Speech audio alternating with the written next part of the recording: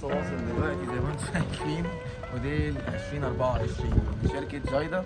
جايدا داخلة قوتها بتقلها زي ما انتم شايفين، بس اتفقنا قبل كده قطع الغيار.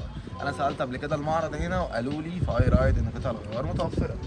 بصوا الشيب حاجة في منتهى الشياكة والجمال. عايز اقول لكم الكواليتي ابهرني جدا، وعندكم كواليتي جامد قوي. عندكم 2 اوكزوست 4 فتحات 2 سلندر تبريد ميه. عايزين تعرفوا السعر؟ تابعوا معايا بقى في الريفيو. زد 1000 يا جدعان من شركة جايدا. هو اساسا اسمه زد بس طبعا مش 1000، هنا ده 400 وبلال هو هيدخلوا لنا المعرض. بس انا بحاول اخد لكم ريفيو سريع عشان الشخص اللي اشترى البايك اساسا هو جوه، فبنلحق والله نصور قبل ما الراجل ياخد الموتوسيكل ويجري مننا.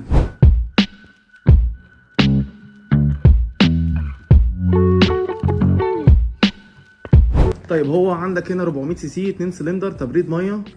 بص الاوكزوس 2 اوكزوس 4 فتحات تمام. فرده الخلفيه تقبل ان انت تكبرها، مساعد واحد خلفي، تانك كبير جدا ما شاء الله الله اكبر.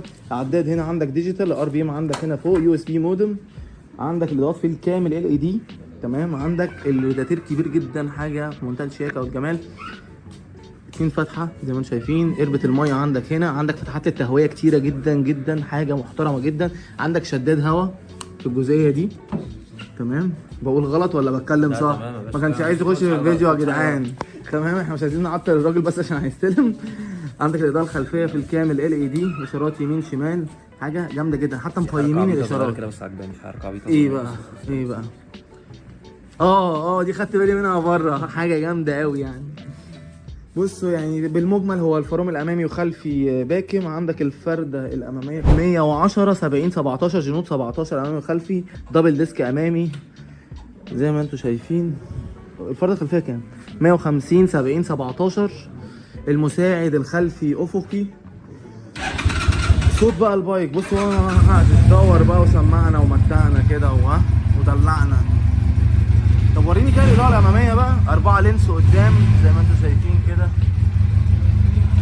ما شاء الله الله اكبر. صوته ما تقولش ان هو طبعا ما ينفعش تقال عليه صيني، مستحيل. طبعا هو نزل عندك الزد وعندك الدي وعندك ده كان ايه؟ ده الار 3. الار 3 صح انا نسيت. 400 400 400. الشيب بقى اللي يعجبك عيش. انا واحد من الناس بفضل الركوبات دي.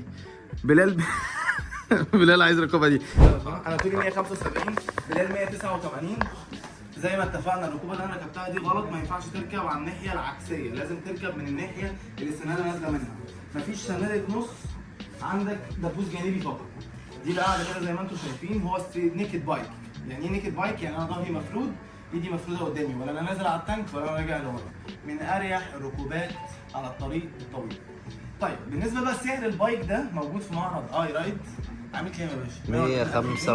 145. الخمسه عندك انت كده معايا، لو 140 انت اللي هتدفع الخمسه. طيب بالنسبه لثمن الزد جايدا 400 سي سي موجود في معرض اي رايد، عامل 145,000 جنيه. تقدر ان انت تقسط، متاح هنا قسط وقت تصوير الفيديو بالسعر اللي انا بقوله ده. اتمنى طبعا ان انا اكون افدتكم حتى 1%. ولو عندك اي استفسار حطيه تحت في التعليقات، واشوفكم ان شاء الله الريفيو جاي. سلام.